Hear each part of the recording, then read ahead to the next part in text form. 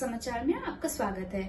मैं हूं तमन्ना। आइए चलते हैं आज की खबर की ओर। मध्य प्रदेश में मिला करोड़पति भिखारी जो व्यापारियों को देता था कर्ज। मध्य प्रदेश के इंदौर शहर को भिखारी मुक्त बनाने निकले प्रशासन को एक ऐसा शख्स मिला जिसने सबको हैरान कर दिया।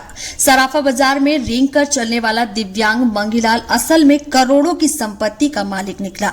उसके पास इंदौर में 3 आलीशान मकान, एक स्विफ्ट डिजायर कार और 3 ऑटो रिक्शा भी हैं। इतना ही नहीं, मंगीलाल भीख में मिले पैसों को सराफा के छोटे व्यापारियों को ऊंचे ब्याज पर उधार देता था। प्रशासन अब उसकी संपत्तियों की जांच कर रहा है। मंगीलाल, जो वर्षों से शहर के प्रतिष्ठित सराफा बाजार इलाके में देखा जाता था, कभी भी खुले तौर पर भीख नहीं मांगता था। वह एक कोने में बैठ जाता था या पीठ पर बैग लटकाकर जूते के अंदर हाथ डालकर खुद को आगे बढ़ाता था।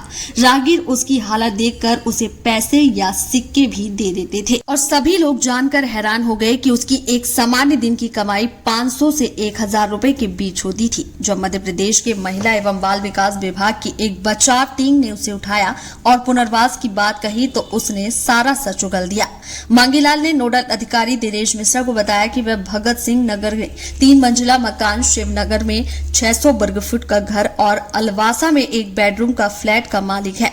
यह फ्लैट उसे उसकी विकलांगता के आधार पर प्रधानमंत्री आवास योजना के तहत रेड क्रॉस सोसाइटी से मिला था। इसके अलावा उसके पास 3 ऑटो रिक्शा भी हैं जिन्हें वह किराए पर देता है और एक स्विफ्ट डिजायर कार भी है जिसके लिए उसने एक ड्राइवर रखा हुआ है। मंगीलाल भले ही दिव्यांग था और भीख मांगता था, लेकिन उसका दिमाग किसी बैंकर से कम नहीं था।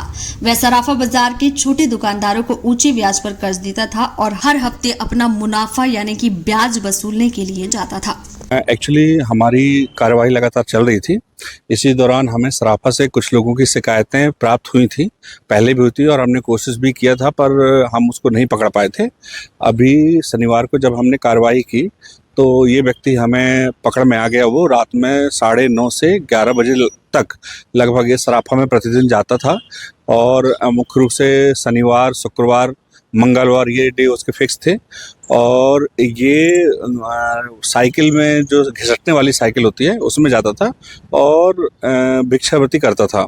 इसका भिक्षावृत्ति का तरीका ये था कि ये लोगों से जाके फोर्सफुली नहीं मांगता था, लेकिन क्योंकि वो ट्राई साइकिल में चलता था और कहते हैं अपने ऊपर एक कपड़ा रख लेता था उसमें पैरों में और घिसट के आगे जाके खड़ा हो जाता था, तो लोग सहानुभूतिपूर्वक खुद ही पैसा देते थे इसको। इसका क्या नाम था? कहाँ ये इसका नाम था मंगीलाल और ये अलवासा है, वहाँ पे रहता था और ये एक प्रकार से कुष्ठ रोगी है।